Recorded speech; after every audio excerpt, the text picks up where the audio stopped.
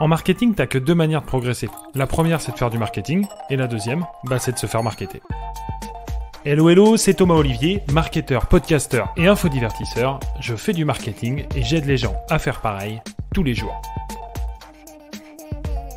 Dans Moment M, je vais te raconter les histoires des marchés, marques et personnalités qui façonnent le marketing game.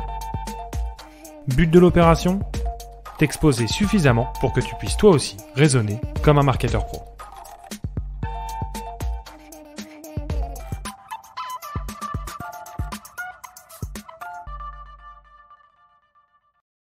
On dit souvent que le marketing c'est du vent, que c'est l'art de blablater et de rendre la réalité plus sexy qu'elle ne l'est en réalité. C'est par ces mots que j'ouvrais le premier épisode de la première saison de Moment M consacré à l'horlogerie. 3 mois plus tard, c'est avec les mêmes mots que j'ouvre l'ultime épisode de cette série. Un ultime épisode sous forme de récap qui se propose de résumer les différentes leçons apprises durant les 19 épisodes publiés depuis décembre. Car oui, cet épisode est le dernier que je consacre à l'horlogerie, une thématique qui m'apparaît encore davantage comme une mine d'or pour tout apprenti marketeur. Bien sûr, le concept de Moment M va perdurer et je vous proposerai très bientôt une autre thématique sur laquelle narrer les histoires qui font du marketing un facteur aussi passionnant que capital dans la réussite ou non des entreprises. Mais je maintiens ce qui est la base du concept de ce podcast. L'horlogerie est probablement le secteur le plus intéressant à étudier pour qui veut apprendre le marketing. Et pour preuve, outre les histoires et anecdotes qui sont venues enrichir votre culture et, je l'espère tout du moins, vous faire passer du bon temps, nous avons abordé un certain nombre de concepts marketing essentiels. Pour être concis et rester dans les standards du format, j'en ai retenu 8 que je vais tenter de brièvement résumer maintenant. D'abord, il est essentiel de tordre le cou à une idée reçue persistante chez les moldus et qui m'a d'ailleurs servi d'introduction. Non, le marketing, ce n'est pas que de la com. La communication, au sens faire la promotion de son produit ou service, n'est en fait qu'une petite partie du travail d'un marketeur. Peut-être le plus connu, le plus stylé, et celui qui attire le plus d'étudiants dans la branche. Mais tout juste 25% du boulot, si l'on se limite aux 4 grands facteurs d'action du marketing que sont le produit, le prix, la distribution et donc la promotion. Chacun de ces facteurs, nous les avons développés à travers l'histoire et la stratégie de l'une des plus belles marques du monde, tous secteurs confondus.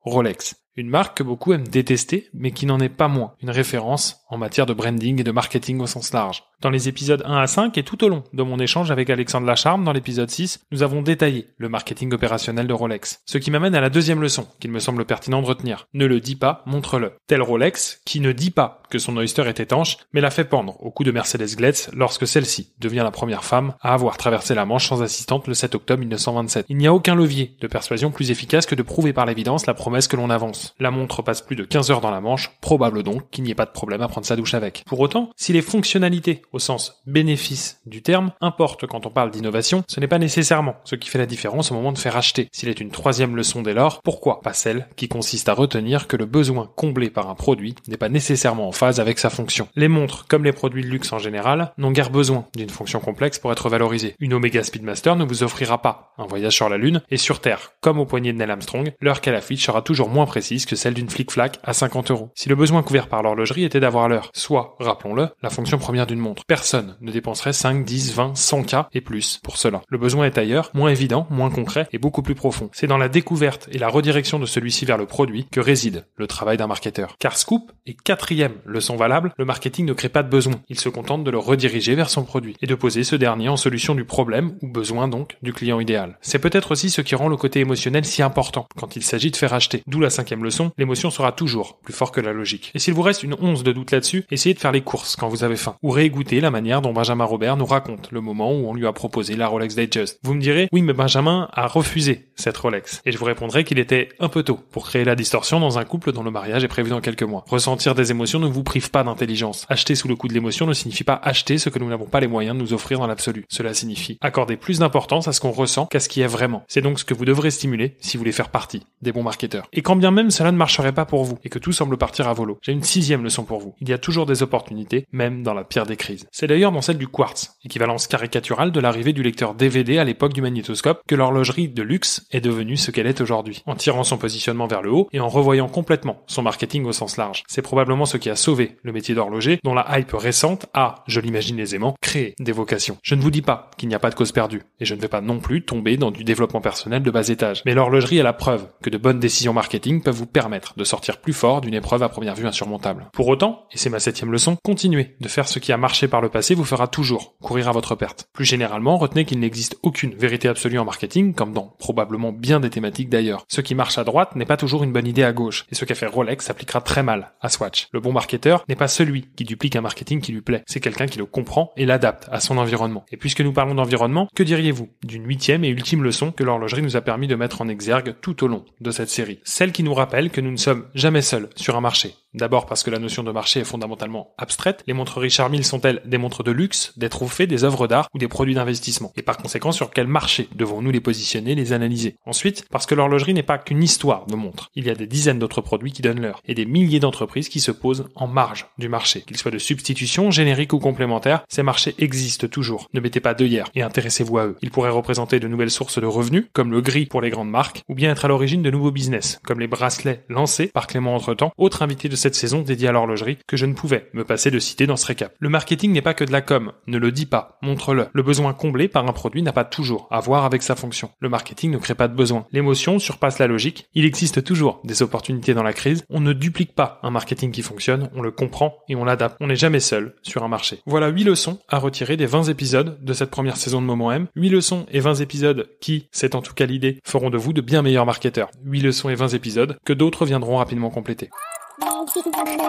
Voilà qui met un terme à cette première saison de Moment M consacrée à l'horlogerie. Je vous remercie de l'avoir suivi et espère sincèrement que vous y avez trouvé la dose de plaisir indispensable à la consommation de ce type de contenu. En attendant de vous retrouver pour une nouvelle saison, je précise que je ne peux pas vous garantir l'exactitude de l'ensemble des éléments présentés dans chacun des épisodes. Ce que je peux vous dire en revanche, c'est qu'outre les analyses personnelles, l'ensemble des faits relatés a fait l'objet d'un sérieux travail de documentation. Merci d'avoir suivi Moment M l'horlogerie. C'était Thomas Olivier. Ciao, bye bye.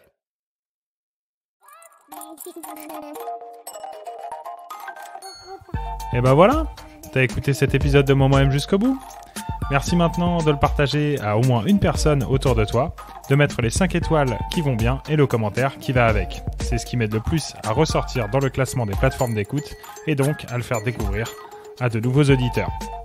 C'est tout pour le podcast. Maintenant, si le marketing t'intéresse et que tu veux t'y former avec quelqu'un qui fait ça tous les jours, sache que j'envoie des emails quotidiens sur le sujet. Peu probable que tu oses appliquer tout ce que je te partage dedans, mais c'est un bon moyen de progresser gratuitement tout en découvrant ma vision et mes méthodes. Et pour aller plus loin et apprendre à penser comme un marketeur pro, j'écris la seule formation papier du marketing game. Ça s'appelle les Marketing Papers et ça arrive chaque mois dans ta boîte aux lettres. Enfin, si tu as des besoins pour créer, gérer et mettre en place ta stratégie marketing, c'est avant tout en tant que marketeur que je gagne ma vie. Et là encore, le deal que j'ai à te proposer pourrait bien te surprendre. Pour plus d'informations sur moi, mon contenu et le comment on peut éventuellement bosser ensemble, rendez-vous sur lenouveaumarketing.fr. C'était Thomas Olivier. Ciao, bye bye.